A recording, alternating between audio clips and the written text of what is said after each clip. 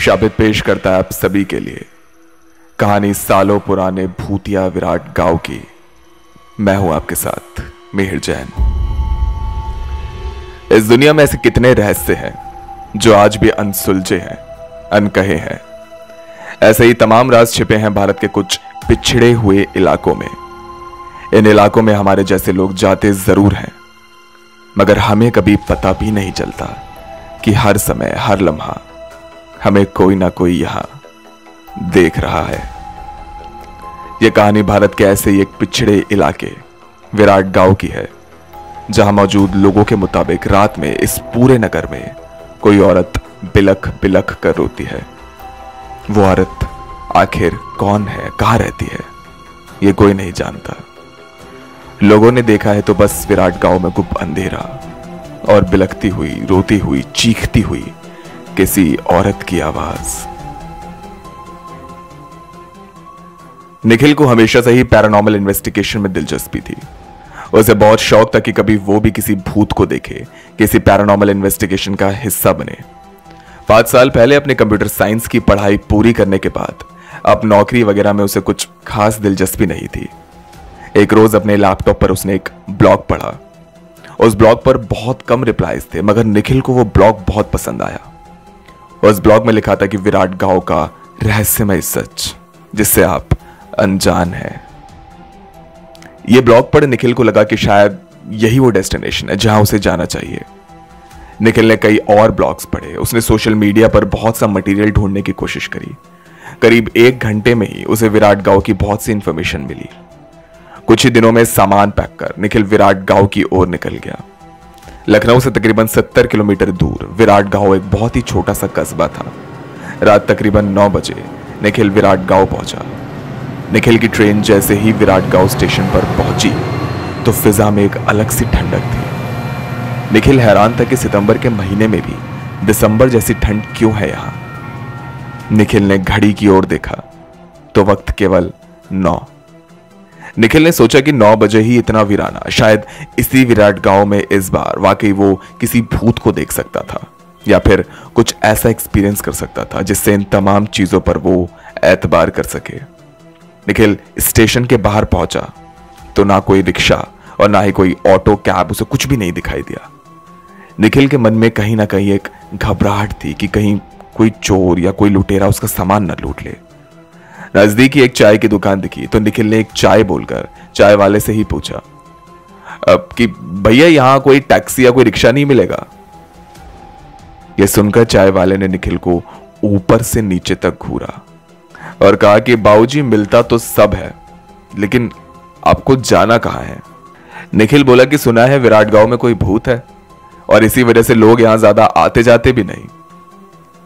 चाय वाले के चेहरे पर एक अजीब सी मुस्कान थी और सामने की ओर इशारा करते हुए उसने निखिल को रोड पार करने के लिए कहा।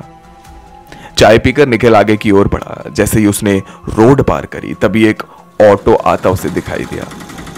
निखिल ने हाथ देकर ऑटो वाले से मल्होत्रा निवास चलने के लिए कहा। मल्होत्रा निवास का नाम सुन ऑटो वाले ने निखिल को ऊपर से नीचे तक देखा और फिर मल्होत्रा निवास का नाम सुनकर ऑटो वाले ने कुछ झेपते हुए हां कर दिया। निखिल ऑटो में जैसे ही बैठा तो पूरे ऑटो में कुछ अजीब सी तस्वीरें लगी थी, कहीं किसी भूत की तो कहीं किसी डरावनी हवेली की। निखिल ड्राइवर से बोला कि भैया ये भूत का शौक है या फिर विराट गांव की वजह से लगा रखा है। ऑटो वाले ने निखिल की इस बात पर बस इतना ही कहा कि बाबूजी ये सब तो बस ऐसे ही। निखिल ने मल्होत्रा निवास के बारे में उस ऑटो वाले से ही पूछना चाहा तो ऑटो वाला बोला कि बाबूजी सालों पहले विराट गांव एक बहुत ही विकसित गांव था जिसके चर्चे मानो पूरे उत्तर प्रदेश में थे, मगर इसी मनहूस मल्होत्रा निवास के कारण आज यहां मानो कोई कुत्ता तक भौंकने नहीं आता। निखिल उस मल्होत्रा निवास के बारे में सोच ही रहा था कि तभी ऑटो वाले ने ऑटो झट से रोक दिया। ऑटो वाला बोला कि लीजिए बाबूजी, आगे आपका मल्होत्रा निवास।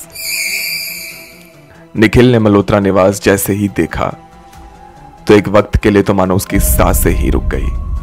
पूरा गांव रात 11 बजे, पूरा गांव वीरान, ना बंदा ना बंदी की जात। एक अनजान जमीन जहां इस भूतिया हवेली में जाने वाला था निखिल, एक वक्त के लिए तो निखिल की हवा भी खराब हो गई। इस समय निखिल के सामने 1000 गज में बनी सालों पुरानी एक भूतिया हवेली थी। हवेली का प्लास्टर भी सालों साल बंद रहने के कारण उखड़ चुका था। हर ओर केवल झिंगुर और चमगादड़ों की आवाज।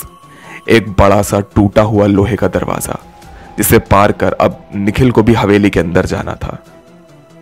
अपने बैग में से निखिल ने एक टॉर्च और फोन निकाला। इस पूरे मल्होत्रा निवास में सिर्फ और सिर्फ निखिल की टॉर्च की ही रोशनी थी, क्योंकि उस दिन अमावस्या की रात थी। निखिल धीरे धीरे हवेली के गार्डन से होता हुआ मेन गेट की तरफ बढ़ा। वहां किसी ने जोर से निखिल के चेहरे पर वार किया। निखिल अचानक ही जमीन पर गिर गया। सामने देखा तो वो बस एक उल्लू था। बड़े बुजुर्गों का कहना है कि कोई भी काम करने से पहले उल्लू का दिखना अशुभ माना जाता है। शायद अब यह मल्होत्रा निवास भी निखिल के लिए अशुभ ही साबित होने वाला था। एक टूटी हुई खिड़की से होकर निखिल हवेली के अंदर दाखिल हुआ। हर ओर निखिल को बस धूल धक्कड़ यही सब नजर आ रहा था। निखिल कितना भी खुद को दिलासा दे रहा हो, मगर उसकी सांसें भी समय समय पर मानो रुक रही थी। निखिल धीरे धीरे अपने कदम अंदर की ओर बढ़ा रहा था। यह मल्होत्रा निवास पिछले 50 सालों से बंद था। इन 50 सालों में यहां कोई आया तक नहीं था, क्योंकि आज साल 2024 में भी इस हवेली की दीवार पर एक धूल जमा हुआ कैलेंडर टंगा था, जिस पर लिखा था साल 1974। ग्राउंड फ्लोर पर निखिल को एक बड़ा सा लिविंग रूम और एक बेडरूम मिला। निखिल सीढ़ियों से फर्स्ट फ्लोर की तरफ बढ़ा तो टॉर्च की रोशनी में निखिल के सामने एक औरत आकर खड़ी हो गई। निखिल एक वक्त के लिए तो मानो सन्न रह गया। उसकी ऊपर की सांस ऊपर और नीचे की सांस नीचे रह गई। कुछ क्षणों के लिए तो निखिल कुछ बोल भी नहीं पाया, मगर फिर हिम्मत कर निखिल बोला कि कौन है आप? उस औरत ने कहा कि मैं तो यहां रहती हूं, आप बताइए आप कौन है? निखिल ने थोड़ा नॉर्मल होकर कहा कि मैंने इस जगह के बारे में काफी कुछ सुना था, इसलिए यहां हूं। मगर आप यहां रहती हैं, यह कैसे हो सकता है? आप इस भूतिया हवेली में कैसे रह सकती हैं? उस औरत ने निखिल को अपना नाम सुधा बताया और उसकी उम्र भी तकरीबन 30 के आसपास ही होगी। उसने बताया कि वो भी एक जर्नलिस्ट है और इस स्टोरी को कवर करने के लिए वहीं रहती है। निखिल की जान में जान आई। उसने सोचा कि अब सुधा के यहां होने से उसे डर भी कम लगेगा और इस जगह के बारे में मालूमात भी काफी मिलेगी। निखिल उसके साथ फर्स्ट फ्लोर पर गया, जहां सुधा ने उसे पूरी कहानी बताई। सुधा ने बताया कि सालों पहले इसी मल्होत्रा निवास में 6 लोग रहते थे, जिनका रुतबा इस विराट गांव में इतना था कि हर कोई उनके नाम से यहां वाकिफ था। मल्होत्रा परिवार ने भी विराट गांव के लिए बहुत कुछ किया था। एक रोज इस हवेली में आग लगी, जिस वजह से पूरा परिवार यहीं जलकर खाक हो गया। कई लोग कहते हैं कि इस मल्होत्रा निवास में जानबूझकर आग लगाई गई थी, तो कई कहते हैं कि यह महज एक दास्तां थी। मगर विराट गांव की खुशहाली भी उन्हीं आग की लपटों में समाकर मानो खत्म हो गई। लोगों का कहना है कि जिस परिवार ने इस गांव के लिए इतना कुछ किया, उन्हीं की चीखें यहां के लोगों ने नजरअंदाज करी। ना किसी ने उन्हें बचाया और ना ही किसी किस्म की मदद करी। तभी से यह हवेली वीरान है, क्योंकि लोगों का कहना है कि जब भी यहां कोई आने की कोशिश करता है तो मल्होत्रा परिवार के लोगों की आत्मा आज भी इंसानों से अपने लिए न्याय मांगती है। निखिल को इस कहानी ने ऊपर से नीचे तक मानो सदमे में डाल दिया।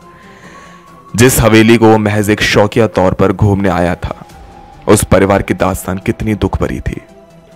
निखिल ने सुधा से इस हवेली को और घुमाने के लिए कहा। सुधा एक एक कर हर एक कोना निखिल को दिखा रही थी। तभी निखिल की नजर एक बड़ी सी फैमिली फोटो पर गई, जो इसी मल्होत्रा परिवार की थी। धूल जमी हुई उस फोटो के नीचे लिखा था 13 फरवरी साल 1970। लेकिन उस तस्वीर को देख निखिल की आंखें फटी की फटी रह गई, क्योंकि मल्होत्रा निवास के उस फैमिली फोटो में सुधा भी खड़ी थी। अगर सुधा इस वक्त निखिल के साथ खड़ी थी, तो फिर ये फैमिली फोटो इसमें सुधा कैसे थी? निखिल मानो एक जिंदा लाश की तरह पीछे घूमा तो उसके ठीक पीछे मुस्कुराते हुए सुधा खड़ी थी, जिसने निखिल से कहा, भूत सच में होते हैं। निखिल घबराहट के मारे पहली मंजिल से ही मल्होत्रा निवास के बाहर कूद गया। निखिल इतनी जोर से बाहर कूदा कि उसके दाहिने पांव की हड्डी टूट गई। निखिल लंगड़ाता हुआ सड़क की दूसरी ओर गया, जहां एक ऑटो में बैठ वो सीधा रेलवे स्टेशन पहुंचा। निखिल ने दिल्ली जाने के लिए एक रैंडम ट्रेन देखी और उसमें चुपचाप जाकर बैठ गया। निखिल पसीने में तरबतर था। थोड़ा नॉर्मल होकर वो जैसे ही अपनी सीट पर बैठा तो उसका फोन बजा। निखिल ने नंबर देखा तो मानो कोई लैंडलाइन नंबर था। निखिल ने फोन जैसे ही उठाया तो दूसरी ओर से आवाज आई। हेलो निखिल, मैं सुधा। मुझे तो तुमसे बहुत सारी बातें करनी थी मगर तुम रुके ही नहीं। कोई बात नहीं, बहुत जल्द एक बार फिर मुलाकात होगी। इंसान और भूतों में ज्यादा फर्क नहीं होता। और हाँ, भूत सच में होते हैं। ज्यादातर भूत इंसानों के कभी पास नहीं आना चाहते, लेकिन अगर कोई इंसान भूतों को पसंद आ जाए तो शायद वो उन्हें भी अपनी दुनिया में मिलाने की कोशिश करते हैं। निखिल के साथ इसके बाद क्या हुआ? क्या निखिल दिल्ली आकर अपनी जिंदगी दोबारा से गुजर बसर करना शुरू कर चुका था, या फिर अब सुधा की आत्मा निखिल की जिंदगी में हमेशा हमेशा के लिए रहने वाली थी? मैं हूं आपके साथ मिहिर जैन।